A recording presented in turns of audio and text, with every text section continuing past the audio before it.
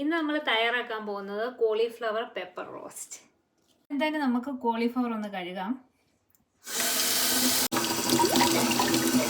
ഇനി ഇത് നമുക്കൊരു 3-4 മിനിറ്റ് വെള്ളത്തിൽ തിളപ്പിച്ചെടുക്കാം. അങ്ങനെ നമ്മുടെ കോളിഫ്ലവർ തിളച്ച് നന്നായിട്ട് വെന്ത് വന്നിട്ടുണ്ട്. കോളിഫ്ലവർ വേവിച്ചതിന് ശേഷം ഞാനിങ്ങനെ അടർത്തി എടുത്തിട്ടുണ്ട്. ഇവിടെ 3 തക്കാളിക്ക എടുത്തിട്ടുണ്ട്. ഇത് നമുക്കൊന്ന് അരിഞ്ഞെടുക്കാം.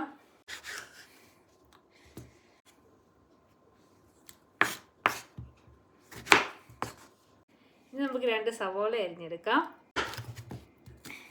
2-3 ഒക്കെ ഉപയോഗിക്കാം. ഞാനിവിടെ 2 സവോളയാണ് എടുത്തിരിക്കുന്നത്. ഇഞ്ചി വെളുത്തുള്ളി എല്ലാം കൂടെ നമുക്ക് ഇങ്ങോട്ട് ചെറുതായിട്ട് അരിഞ്ഞെടുക്കാം.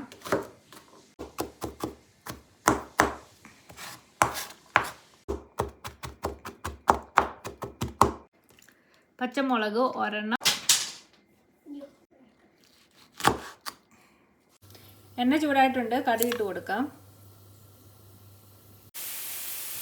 വെളുത്തുള്ളി ഒന്ന് മൂത്ത് വരുമ്പോഴത്തേനും നമുക്ക് ഇഞ്ചി ഇട്ട് കൊടുക്കാം. വെളുത്തുള്ളി ഇഞ്ചിയൊക്കെ നന്നായിട്ട് മൂത്ത് വരുന്നുണ്ട്. നമുക്ക് സവോള ചേർത്ത് കൊടുക്കാം. ഇനി എല്ലാം കൂടി നമുക്കൊന്ന് ഇളക്കി കൊടുക്കാം.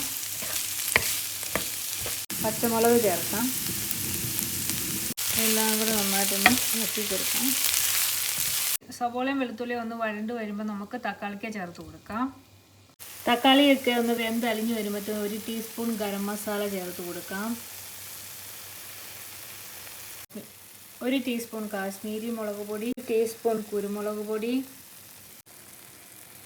മഞ്ഞൾപ്പൊടി 1/2 ടീസ്പൂൺ, ഉപ്പ് 1 ടീസ്പൂൺ.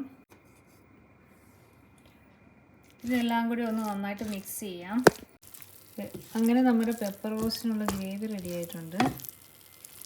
ഇനി നമുക്ക് ഈ കോളിഫ്ലവർ ഗ്രേവിക്കകത്ത് ചേർത്ത് കൊടുക്കാം. എല്ലാം കൂടെ നമുക്കൊന്ന് ഇളക്കി കൊടുക്കാം. അങ്ങനെ നമ്മുടെ കോളിഫ്ലവർ പെപ്പർ റോസ്റ്റ് റെഡി ആയിട്ടുണ്ട്. ടേസ്റ്റ് ചെയ്തിട്ട് പറയാമോ എങ്ങനെയുണ്ടെന്ന്?